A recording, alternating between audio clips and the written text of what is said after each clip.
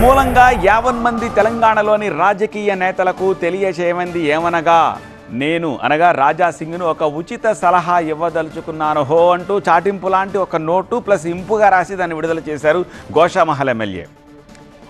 కొత్తగా బీజేపీలో చేరే వారికి ఆయన ఒక హెచ్చరికతో కూడిన సలహా ఇచ్చారు రాజా సింగ్. మీరు బీజేపీలో చేరినప్పుడు ఫస్ట్ లైన్లో ఉంటారు, కండువా కప్పుకున్నాక లాస్ట్ లైన్కు నెట్టివేయబడతారు అంటున్నారు రాజా సింగ్. మీ అనుచరుల సంగతి దేవుడు ఎరుగు, మీకు కూడా టికెట్ వస్తుందో రాదో గ్యారంటీ లేదంటున్నారు ఆయన. బీజేపీకి రాజీనామా చేసిన గోషామహల్ ఎమ్మెల్యే రాజాసింగ్ మరోసారి ఆ పార్టీపై సంచలన ఆరోపణలు చేశారు. ఇటీవల బీజేపీలోకి చేరికలు పెరగడంతో కొత్తగా జాయిన్ అయ్యే వారికి సూచనలు చేశారు రాజాసింగ్.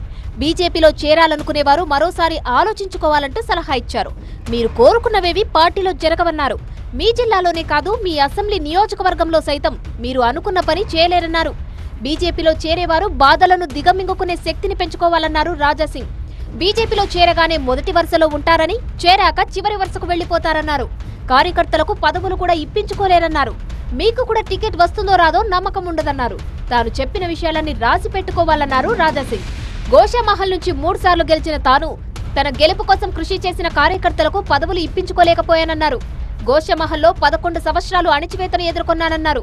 విజయశాంతి, జితేందర్ రెడ్డి, నాగం జనార్దన్ రెడ్డి లాంటి నేతలను అడిగితే అసలు సంగతేంటో చెప్తారన్నారు. బీజేపీలోని కొందరు నేతల వల్ల ఎంతో పేరున్న లీడర్లు కూడా పార్టీని వదిలి వెళ్లిపోయారన్నారు. దేశానికి మంచి పనులు చేసే బీజేపీని కొందరు వాళ్ల డాడీ పార్టీ అనుకుంటున్నారని ఆగ్రహం వ్యక్తం చేశారు రాజాసింగ్. బీజేపీలో తాము చెప్పిందే శాసనమన్నట్టు కొందరు వ్యవహరిస్తున్నారని మండిపడ్డారు. ఇలాంటి రాక్షసులకు టైం దగ్గర పడిందన్నారు ఆయన.